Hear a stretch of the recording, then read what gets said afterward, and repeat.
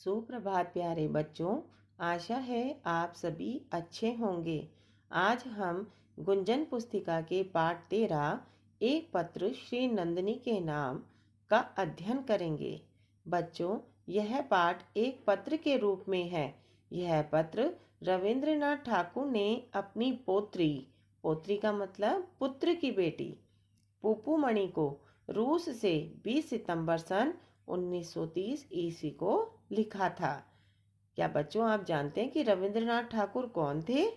वे राष्ट्रगान जनगण मन की रचना करने वाले सच्चे देशभक्त थे। यह नोबेल पुरस्कार विजेता भी रहे हैं। और पुप्पू मणि श्री नंदिनी का प्यार भरा नाम। इस पत्र में उन्होंने रूस की प्राकृतिक सुंदरता, मौसम, खानपान आदि के बारे में बताया है। इस पत्र के द्वारा हमें यह भी ज्ञात होता है कि महात्मा गांधी के साथ उनके मैत्रीपूर्ण संबंध भी थे। तो आइए बच्चों, इस पाठ का अध्ययन शुरू करते हैं। 20 सितंबर सन 1930 ईस्वी। पुप्पू मणि, मैं जहाँ हूँ वहाँ की बात तुम सोच तक नहीं सकोगी। बहुत बड़ा मकान है, शानदार बाग है, दूर दूर जहाँ तक भी नजर जा पाती है बड़े बड़े पेड़ों वाले जंगल हैं। आसमान पर बादल छाए हैं, बड़ी कड़ाके की ठंड पड़ रही है। हवा में ऊंचे ऊंचे पेड़ों की फुनगियां झूम रही हैं। अमिया बाबू मास्को शहर में है। आर्याम कहीं और गए हैं। मेरे साथ डॉक्टर टिम्बर्स हैं। शानदार का मतलब होता है बच्चों सुंदर।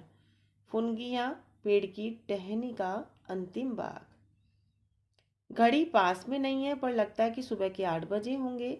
नींद खुली तो देखा कि खिड़की के बाहर अभी भी काफी अंधेरा है। आसमान तारों से भरा हुआ है।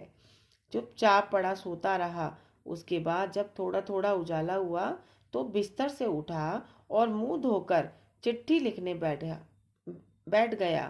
पहले बापू के नाम एक लंबी सी चिट्ठी लिखी है और अब तुम्हें लिख रहा हूँ। भूख लगी है। यहाँ की नौकरानी अंडे, डबल रोटी और चाय लाने ही वाली है। वहाँ तुम शायद अब तक जग गई होंगी और तुम्हारा कोको पीना हो चुका होगा। बाहर टहलने गई थी क्या? हो सकता है तुम्हारे आसमान में बादल घिरे हो और खूब पानी बरस रहा हो। मैं आज शाम को मोटर में सवार होकर यहाँ से फिर मास्को शहर चला जाऊंगा। वहाँ हम एक होटल में रहते हैं जहाँ जैसा सजा सजाया सुंदर मकान वहाँ नहीं है। न वहाँ का खाना ही अच्छा होता है, इसलिए जी चाहता है कि शांति निकेतन चला जाऊं। तो बच्चों, रविंद्रनाथ ठाकुर अपनी पोत्री को वहाँ के बारे में बताते हुए कहती हैं कि मेरा मन करता है कि मैं शांति निकेतन चला जाऊं।